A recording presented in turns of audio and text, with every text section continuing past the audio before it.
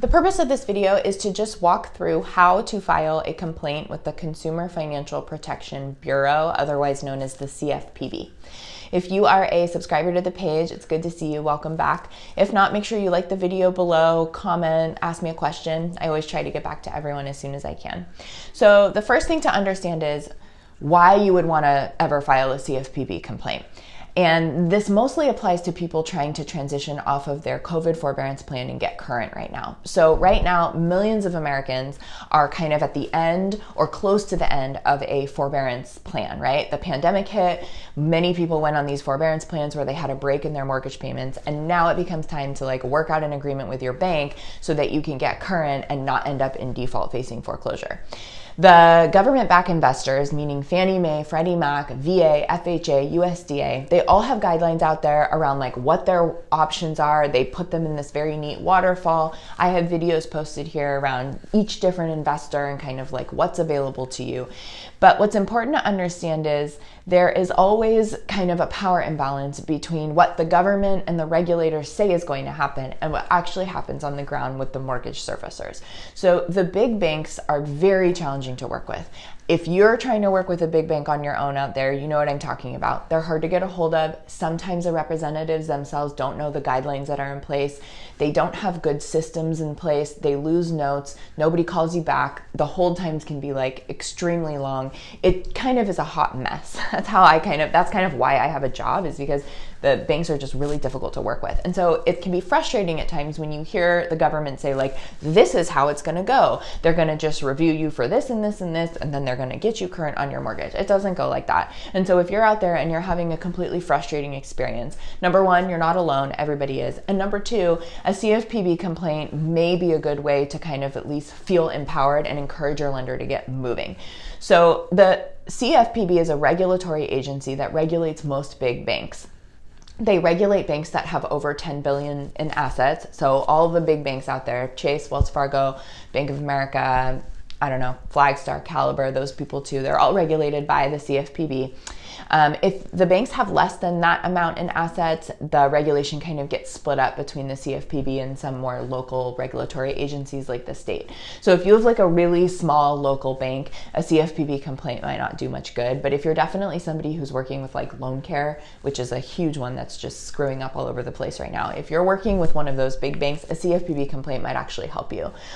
So below this video in the description box is a link to start the CFPB complaint process. So you click the link and then you'll click start a complaint. And I just want to kind of tell you what you need to have prepared so that when you go to submit the complaint, you kind of know what you're doing. So make sure you've written a good summary of what happened. There will be a text box where you can write as much or as little as you want. What I always tell people is assume that the person on the other end wants to help you, but they don't have a ton of time to read this long thing. So leave personal feelings out of what you're writing, leave personal information out. Sometimes the mortgage recovery process can just be so emotional, trust me, I get it, that you want to just tell them everything that's been going on with you, but that's just really not going to help you get the file forward. So keep a very concise, clear summary of what the lender's wrongdoing has been. If they haven't returned a ton of voicemails, list all the voicemails that they haven't returned. If they say they're going to do something and nothing ever happens, tell them the date that they said they're going to do it and all the different days you called in and all the different days that nothing happened, right? If they sent you a document that has a mistake on it, make sure you write that out. And so you really want to make sure that your summary is as concise as possible while still telling the full picture, but omitting a lot of personal details, and try to write it clearly. The more employee names and employee ID numbers that you can include with your complaint to kind of let the CFPB know that you're responsible and you're taking that information from people every time you call your bank is good. So when you're calling your lender for updates, make sure that you're asking the lender every time you talk to someone, hey, can I get your employee ID number? Hey, what was your first name? The bank representatives will be able to give you some information, but not all, but always write that down so that if it comes to the point where you have to file the CFPB complaint, you have tons of good information there. You need to have your loan number, your contact information, and your property address available. Pretty straightforward. Your loan number is on your mortgage statement. Make sure you type all the numbers as it's showing. And then there will be an opportunity for you to attach supporting documents. So again, what's important here is to be very nuanced. Don't attach every document under the sun, because that's just going to bombard your complaint and run the risk of somebody just being like, ugh, I have too much to do, I can't look at it. Only attach what's necessary to what the problem is. That has been a good way for me to actually get my CFPB complaints paid attention to. I write really concise descriptions of like, this is the problem, and then I show them like, here's the 2 documents that prove it. So always just try to help them help you. Don't bombard them with a ton of things. But if you have documents supporting what the problem is, attach it.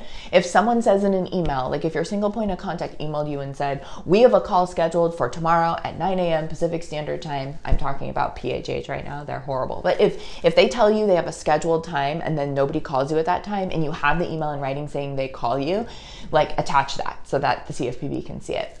And then once you actually submit the CFPB complaint, you'll get a confirmation page. That confirmation page is really important, so make sure that you retain a copy of that. What I always do is, as soon as I file a CFPB complaint against one of these big banks, I send my copy of my confirmation to the bank directly, because the CFPB will like review it, and then they'll contact the bank, and then the bank will have like 2 weeks to respond to you. But if you yourself take it upon yourself to tell the bank that like you filed a complaint against them, that might encourage them to even get moving on your file faster. So there's no wrongdoing if you tell your bank you filed a CFPB complaint. It can only help you. They don't want to have too many of these complaints. If they have too many, they might get fined, and really the only thing that motivates banks to like do what they're supposed to do is money, unfortunately. So when you get the confirmation page, don't wait for the CFPB to take action. Take action yourself and take your confirmation page and tell your lender, hey, look, I just filed a CFPB complaint against you. Maybe you should, and then whatever, solve my problem, call me back,